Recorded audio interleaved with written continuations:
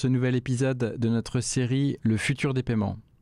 Toujours avec Laurence. Bonjour Julien, bonjour à tous. Ravi de te retrouver Laurence pour cet épisode qui va se concentrer sur les modèles de paiement. On avait vu toute l'histoire des paiements dans un précédent épisode. Aujourd'hui, j'aimerais qu'on essaie d'expliquer de façon simple les différents modèles qui permettent de faire fonctionner nos moyens de paiement. En commençant peut-être par un des premiers modèles. Alors, il y en a plusieurs. On citera le modèle privatif tout à l'heure, jusqu'aux crypto-monnaies, blockchain en conclusion. Mais le plus grand, plus connu modèle aujourd'hui, c'est peut-être le modèle interbancaire. Est-ce que tu peux entrer dans ce sujet ? Alors, le modèle interbancaire est un modèle qu'on appelle 4 coins. Comme cette table. Comme la table. Alors, comme la table, mais surtout comme les coins en fait, de la transaction économique qui est réalisée. Donc, en fait, les 4 coins, c'est d'abord les 2 acteurs économiques. Il y a eu quelque chose. Toi et moi, par exemple. Entre toi et moi. Et les banques de chacun de ces acteurs. Donc, au coin de notre table, il y aurait nos banques respectives, c'est ça ? Voilà. Et c'est nos banques respectives qui vont en fait réaliser le moyen de paiement.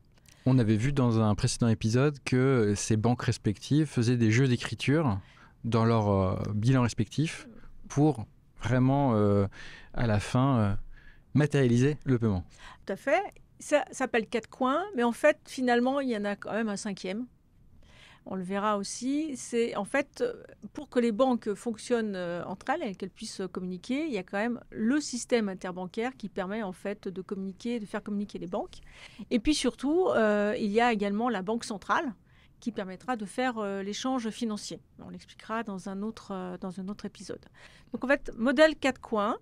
Et on voit bien que dans ce modèle interbancaire, il faut que les messages, pour que les banques communiquent entre elles, soient complètement identiques pour que tout le monde se comprenne. Une norme commune. Une norme commune. Donc en fait, cette norme, elle est devenue aujourd'hui commune quasiment au monde entier, puisque c'est la norme ISO 20022 qui permet en fait de normer les messages techniques de chaque moyen de paiement, et en fait qui permet à chaque banque de communiquer avec toutes les banques du monde entier. D'accord. Donc, nous avons ce système 4 coins qui fonctionne soit au niveau d'un pays, la France, soit au niveau de l'Europe, voilà, avec des systèmes interbancaires qui sont spécifiques, comme la BE. En France, c'est la STET. Au niveau de l'Europe, c'est la BE. Puis au niveau mondial, ça sera SWIFT, qui depuis 1970, en fait, permet de faire communiquer les banques au niveau mondial. Aujourd'hui, SWIFT regroupe plus que de près de 11 000 établissements bancaires de par le monde.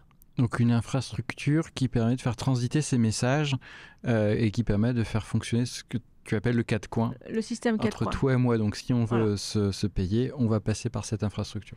Et donc ce qui est important de savoir, c'est que cette infrastructure fonctionne au niveau mondial. C'est-à-dire que chacun peut être dans une banque. Alors bien sûr, il faut être bancarisé. Donc en France, c'est quelque chose de très, très répandu, puisque tu ne peux pas ni recevoir de salaire, ni recevoir de prestations sociales si tu n'as pas un compte en banque. Donc en fait, le compte en banque est quasi obligatoire dans nos civilisations, ce qui n'est pas le cas dans des pays moins développés, où on verra peut-être un jour, on expliquera comment fonctionnent les systèmes comme Orange Money, où en fait, tu peux ne pas avoir de compte en banque, mais finalement un compte de paiement attaché à ton téléphone, à ton numéro de téléphone qui te permet en fait d'émettre et de recevoir de l'argent. On avait insisté sur cette notion dans le précédent épisode. Tenir les comptes, donc le métier premier du banquier, est indissociable en fait de pouvoir entrer et sortir de cette tenue de compte, donc transférer cette valeur par le paiement. Alors j'ai envie de dire, comme on l'a déjà dit, pas de moyen de paiement sans banque. Sauf qu'il existe maintenant le modèle 3 coins. Ah. Alors, 3 coins. 3 coins, ça veut dire déjà, quoi ? c'est plus de table. 3 coins, ça veut dire j'ai toujours mes 2 mêmes acteurs économiques. Toi et moi. Ils ont fait quelque chose ensemble et il y a un échange financier qui doit se faire. Mm-hmm. Et il se trouve que ces 2 acteurs économiques sont en fait dans une même société privée qui tiennent un compte pour les 2. Et donc, en fait, pour le coup, on peut payer l'un et l'autre à condition, et à la seule condition, où en fait ils soient tous les 2 dans la même société privée. Alors, d'accord, il faut appartenir à une forme de réseau privatif. Une communauté. À notre table, il y a quelqu'un qui joue le rôle d'arbitre pour notariser notre échange. Alors, l'exemple, nous avons Lydia, nous avons PayPal. Pour ceux qui est très connu. Et American Express ? Et American Express, c'est le système 3 coins pour la carte. Et alors, les systèmes fonctionnent différemment puisque en fait, Lydia et PayPal gèrent en fait des comptes de paiement. Alors, c'est très différent d'un compte bancaire. Hein. En termes de licence, tu veux dire ? En termes de licence pour l'établissement privé, mais également de fonctionnement. Quand tu as un compte de paiement, tu ne peux absolument pas avoir de crédit. Ça veut dire que tu ne peux pas avoir de découvert. D'accord, ah oui, c'est important. Donc, avec ces sociétés-là, quand tu es dans un système 3 coins, tu ne peux dépenser réellement que l'argent que tu as. Pas un sou de plus, pas un sou de moins. Donc ça, c'est important.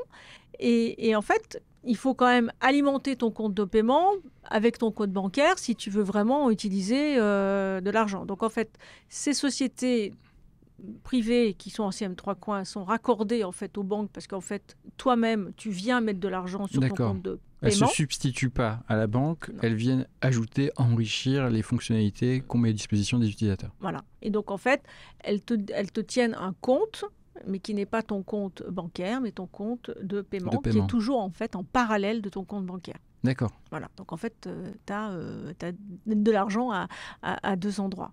Alors que pour American Express, qui est en fait un modèle moi, que je considère de 3 coins pour la carte, tu n'as pas de compte de paiement.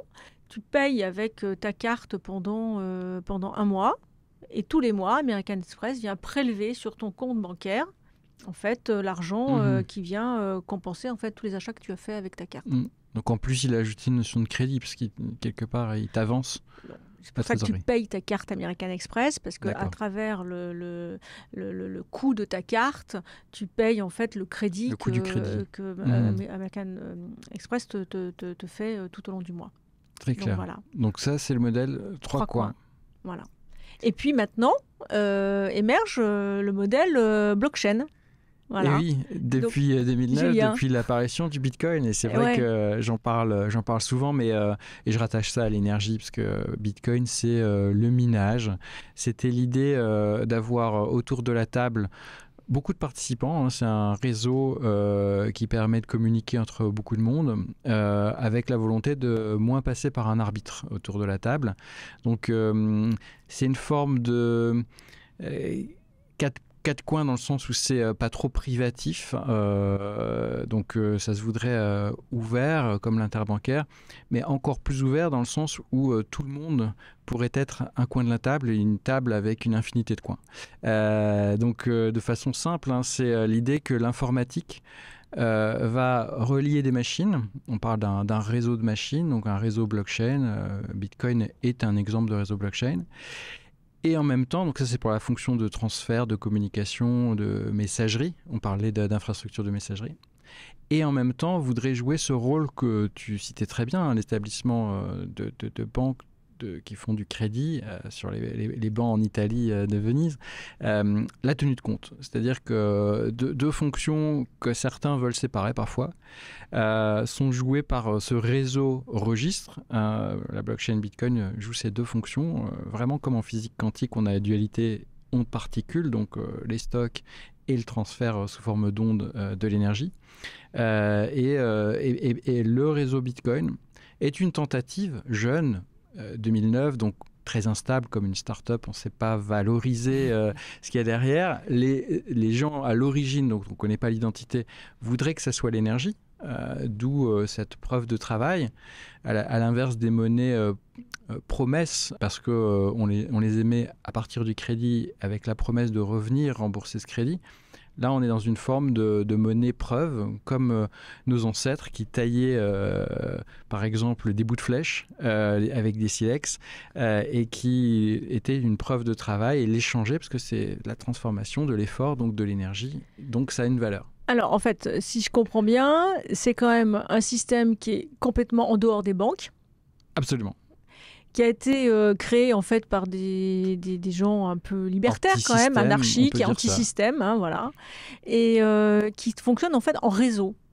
En réseau, ils ont voulu réinventer cette confiance, mais par la mathématique, par la physique, en se disant, en 2008, quand le fameux livre blanc de Satoshi Nakamoto a été écrit, il expliquait, pas explicitement, mais dans son premier bloc, il a mis un clin d'œil, par exemple, à la une du Times de l'Angleterre à l'époque, qui disait « Je renfloue une de mes banques », donc le contribuable anglais aidait à renforcer le système qui coulait suite à toutes les affaires de la crise économique de 2008.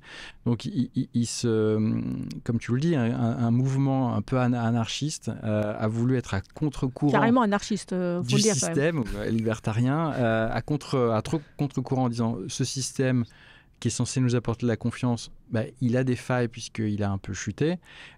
Essayons de réinventer un nouveau système. Donc, il y a aussi cette utopie, parce que le Bitcoin, à terme, va s'imposer comme le système qui mettra le monde entier global, parce qu'il y a cette notion importante qui est global-local, c'est-à-dire qu'il faut à la fois la liberté de l'individu à l'extrême droite, si je puis dire, et de l'autre côté, organiser quand même une société avec toute la sécurité qu'il faut derrière, donc une approche globale et le curseur est jamais facile à mettre.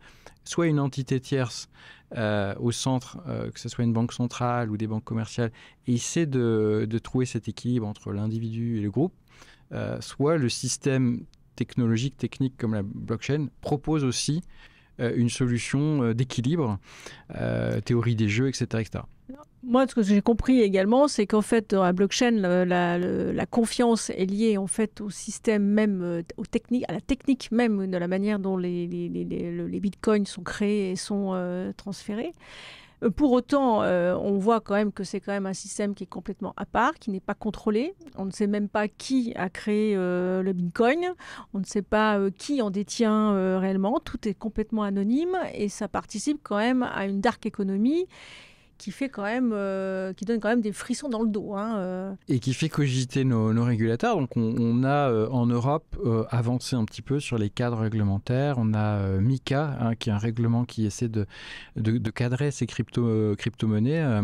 Le Bitcoin, effectivement, il a été à ses débuts utilisé pour des économies parallèles. C'est moins le cas avec le temps parce que je disais osciller entre la liberté de l'individu et son anonymat, parce que c'est aussi ça, la vie privée, la respecter, et en même temps, c'est ça, quadrature du cercle, essayer que le système dans son ensemble, donc l'approche globale, soit résilient, résistant, notamment à la censure, et en amenant une transparence pour que le global soit rassuré. C'est-à-dire que pour que les usagers du Bitcoin soient quand même rassurés, il faut que la blockchain soit entre guillemets auditable. Et ça, c'est une nouveauté.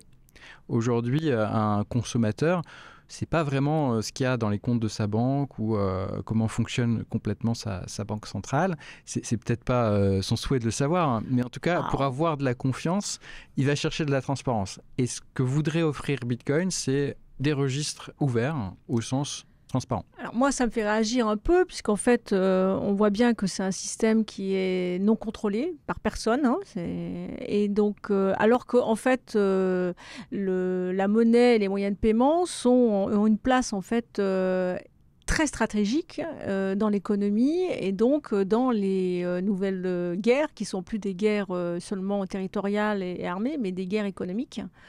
Et donc, en fait, là, on est sur un système qui n'est pas du tout contrôlable par les États. Tu as raison. C'est vrai que beaucoup d'États ont tenté des choses autour du Bitcoin sans parvenir à le stopper. Donc, c'est encore une cohabitation dont on ne sait pas prédire complètement comment elle terminera. Mais tu as raison d'évoquer dans le jeu géostratégique ce nouveau rôle des crypto-monnaies. Moi, je veux rappeler quand même dans l'histoire récente la nécessité pour les États d'avoir une souveraineté sur en fait, ses moyens de paiement et sur sa monnaie.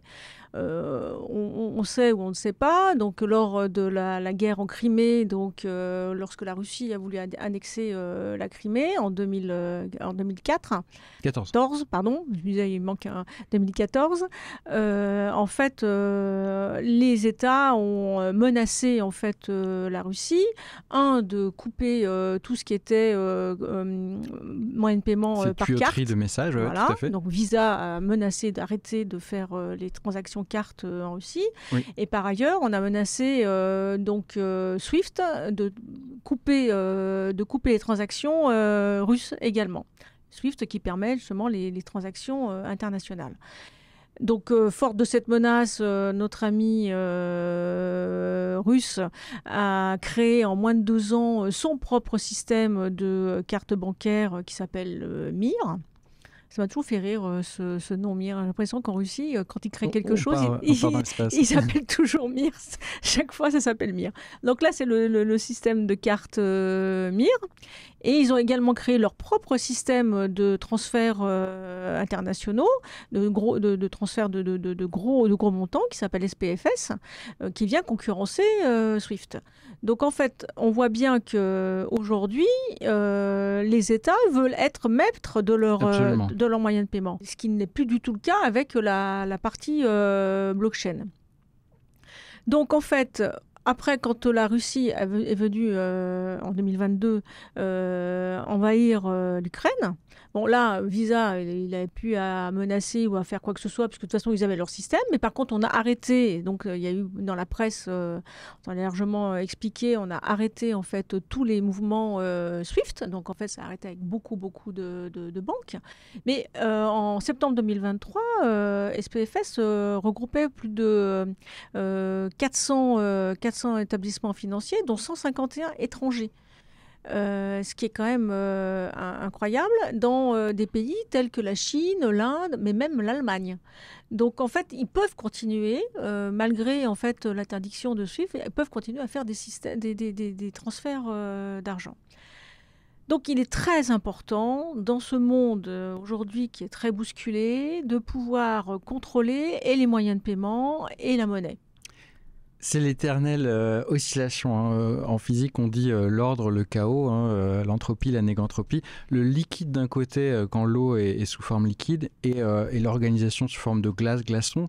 Les deux sont bons dans des contextes différents en fonction de la façon dont on les regarde. Donc globalement, c'est vrai que pour un pays ou un continent, voire le monde, c'est bien de pouvoir s'organiser avec des systèmes très, très normés, très supervisés. Et en même temps, pour l'individu qui n'a pas demandé à être dans un conflit et qui a besoin de son argent, parfois, la banque l'en empêche. C'est-à-dire qu'on a vu dans certains pays, on est préservé en France, mais certains pays, les gens se précipitaient vers la banque qui a des réserves fractionnées, donc il n'y a pas des réserves complètement disponibles pour rendre à tout le monde leur propre argent.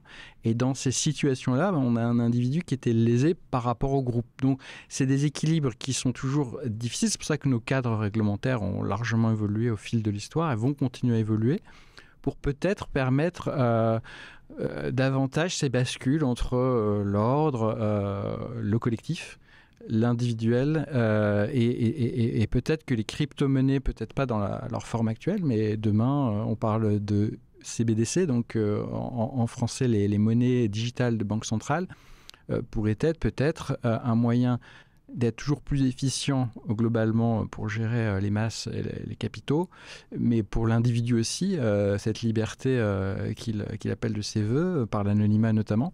Donc c'est des équilibres à retrouver. Parce que, de toute façon, il faut toujours être en bascule. C'est comme ça aussi qu'on avance entre le pied gauche, le pied droit, le pied gauche, le pied droit, et qu'on progresse tout doucement. Et on ne peut pas rester que sur un pied, sinon on tombe. Bon, en tout cas, ce qu'on peut dire, c'est qu'aujourd'hui, on a quand même 3 modèles qui existent. Le modèle interbancaire qui existe depuis qui est en 4 coins. Les nouveaux modèles 3 coins qui sont arrivés, privatifs, qui sont arrivés sur la fin du XXe siècle. Ouais. Et puis maintenant, les nouveaux modèles autour de la blockchain et des réseaux de crypto-monnaies. Voilà, N coins, on peut dire, très ouverts et qui sont effectivement sans cadre complet, avec plein de choses encore devant nous en termes de questions, mais ça nous laissera du coup encore des sujets pour nos prochains épisodes.